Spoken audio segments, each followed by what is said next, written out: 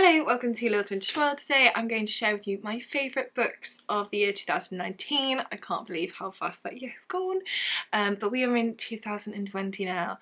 I read a grand total of 114 books in 2019, which I can't believe. That's the most I think I've ever read in a year. That's brilliant.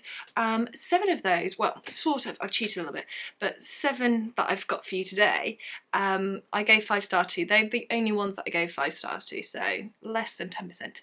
And I'm going to share them with you now. And I have managed to put them in order, so ranking them from 7 all the way down to my favourite at number 1. So in at number 7 is Matilda by Roald Dahl, the story of a little girl who loves reading and education and is naturally gifted, but her parents don't appreciate it. She goes to this school run by the horrible Miss Trunchbull, who in the film is played by Pam Ferris, who, when I read the book, I was imagining in my head, but she has a very nice teacher herself called Miss Honey, and Matilda develops these magical powers to help her kind of get on in school and in life, and it is just a wonderful, wonderful book. The book, of course, has wonderful illustrations by the very talented Quentin Blake, and I just adored it. It was a wonderful, wonderful read, and I'm sure had, little Lil read this, she would have loved it too. It's just a beautiful, beautiful book, a beautiful, beautiful story, and I loved it very much, and I think everyone should read this because it's lovely. So this was kind of like my least favourite of my favourites, but still absolutely amazing, and always well worth the hype with Roald Dahl. My favourite Roald Dahl for future reference is The Twigs. Anyway, the next book at number 6 is a non-fiction, which is huge, and this is Barbie All Dolled Up, celebrating 50 years of Barbie. This came out in 2009 to celebrate Barbie's 50th anniversary. It is a collection of replicas, images, all these different things throughout the ages, some things that you can pull out and have a good nosy at, learning about the history of Barbie and how Barbie has changed to go along with the time. So for instance, when the Olympics was on, it did Barbie's set for the Olympics. When it was the 70s and they did swinging 70s fashion, you get the idea. This book was wonderful. I loved Barbie as a child, and I loved Barbie in 2 different ways. I loved Barbie when I was really young to just play with her and imagine her and her life and career and stuff. And then when I was older, I really appreciated Barbie for her fashion, and she didn't do anything. She just stood there and I just dressed her up. I just really loved her as a kid, and yeah, it's nice to learn about the history of Barbie, and Barbie still continues today, and how it's changing with the times today is also really, really interesting too. So if you've tried, like me, non-fiction learning about the history of Barbie before, but you haven't been able to get on with it, I have not, I found it really boring, then pick this up, because this is a really good read where you do learn lots of facts about Barbie, but through lots of visual images too. So that was number 6. Can't count now, can I? So at number 5 we have Rosemary and Thyme and No Birds Sing. This book was written by Brian Eastman and is to accompany the Rosemary and Thyme series. So they did a collection of 3 books that are the book version of the TV series. I hope this is making sense.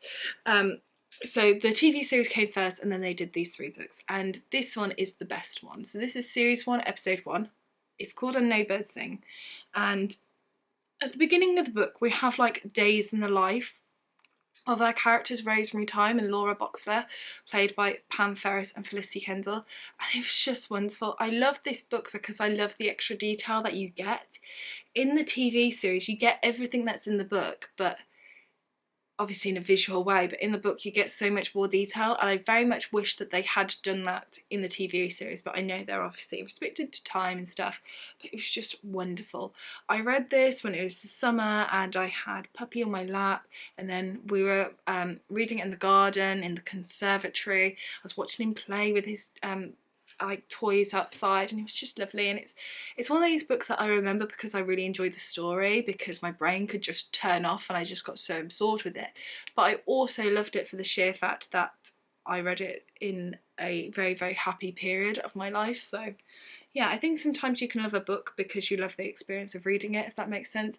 It's a wonderful, wonderful book that you should definitely pick up if you're a fan of either cozy crime mysteries, or if you're a fan of Rosemary and Thyme, the TV series, then you'll love the book. It's just brilliant. So in at number 4, my favourite non-fiction book of the year 2019 was Rise Up Women by Diane Atkinson. This is a biography of the suffragettes, so the WSPU, the Women's Social Political Union, run by the Pankhurst family, and this book was absolutely amazing. It's quite big, but it's just sheer brilliance. It contains all the big things that you expect to have, the things that you already know about. So for instance, something well known. Emily Wilding Davison ran in front of the King's horse. We all know about that, okay? And that chapter's in here, but it's in really, really great detail where you learn so much about leading up to the event itself and what happened, the after effects, and everything in between, and it was glorious. It talks about the hunger strikes and the Cat and Mouse Act. Everything that you already probably know about the suffragettes, but in greater detail, and then loads of stuff that you had no idea that happened as well. It is just sheer brilliance, and it's told in a way that is utterly, utterly charming. It reads almost like fiction. It reads like a storybook rather than a very heavy, because it is weighty, non-fiction book. I mean, it's, for instance, it's stunning on the outside and it's stunning on the inside. That's all I have to say. I do definitely think that everyone should read this. I was reading this at the time that we were running up to the general election here in the UK, and a lot of people were saying to me, oh, I'm not going to bother voting, and I honestly felt like throwing this book in their face. Let's be honest, it would have hurt, because people say they're not going to vote and then they moan about the state of things politically wise that's happening in your country, and I'm like, ugh, don't moan if you're not going to vote, because you're not making any point to change it, are you? Flipping vote. And people don't understand what women and men went for in order for us to acquire the right to vote, and it's just so flipping annoying. I adored this, and I read this over the course of a few weeks, because, as I say, it is big. But what I was doing was I'd read a chapter and I had a little notebook beside me, and I was just writing names down or places down or specific things down. Then over the next couple of days I'd go on the computer and I'd do research into those, and then I'd go back and read the next chapter. So I was reading this and then I'd have to read extra because I was just so absorbed, and I've got so much more to learn about the suffragette movement, but I absolutely adored it. I think everyone should read this book. It is just genius, and I think this would be a brilliant book to give extracts of to people who are 16, 17, coming up towards the ages to be able to vote, certainly in our country anyway, and to understand why you should vote and the importance of voting and what people lived and died for the right. So there we are. Right, I'll get off my moaning horse now. I do that. In at number 3, I have, this is my cheating one, so I have volume 9, is that 9? Yes. 10 and 11 of my favourite comic book series, Giant Days. So you know I love Giant Days. I love the artwork, I just love everything about it. This is about 3 girls and their time at university, Daisy, Esther and Susan. I love it very, very much. It's never going to change. And these 3 were at the end of 2nd year, into the 3rd, and it's just, it's that kind of going down memory lane sort of thing for me again. I just love it. Sheer perfection. Sheer perfection. So if you haven't read Giant Days, please do. I can't say anything more about it because I will spoil it for you. So I can't say what happens in these volumes because obviously they're later volumes. So just read it. It's wonderful. At number 2, we have The Weather in the Streets by Rosamund Lehman. I haven't spoke about this book on my channel yet because I want to do a full-length review about this. But this is about a woman called Olivia who has an affair with a married man. And it's amazing, and the writing is beautiful. Olivia herself as a character is such a strong woman, particularly what happens after the affair is over. It's not just the affair and then that's it. It's before the affair, during the affair, the immediate after, and then afterwards, and it's just such a powerful book, an emotional roller coaster, and I just adored it. I will do a full-length review about it, talking about it a bit more, but this book was powerful. And then in my number 1 spot, I don't have it with me because I've lent it to my mum, but it's Dear Mrs. Bird by A.J. Pearce. This book I've gushed about before.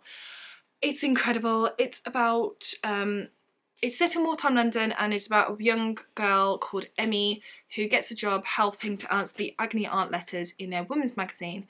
But Mrs. Bird, the Agony Aunt, doesn't want to answer letters on politics, sex, relationships, or the war, which is, you know, very helpful during wartime. And so Amy starts answering them herself. This book is about friendships and relationships and just surviving during the war.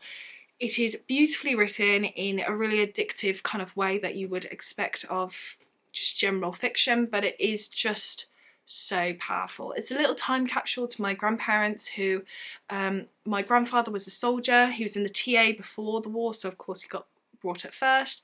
Then when he came home, he married my grandmother, and afterwards my grandmother got a telegram to say that he'd gone missing. Obviously he turned back up again, otherwise I wouldn't be here, but I can never I can never contemplate the feelings that they must have been having and going through at that time. You know, at their peak when they're in their 20s and they should be like living the best life that they are. You know, they're in the peak of their life and they're going through this horrible, horrible time. But AJ Pierce has given me this little time capsule that I can pick up whenever I want and I can escape into sort of their world. So yeah, I love that book very much and it's now one of my favourite books ever. And I hope my mum loves it too because I've lent it to her and hopefully she'll feel the same. So that is it. That is my favourite books of 2019. I hope you enjoyed this video. Let me know what your favourite books of 2019 were and I shall see you soon for the next video. Bye for now.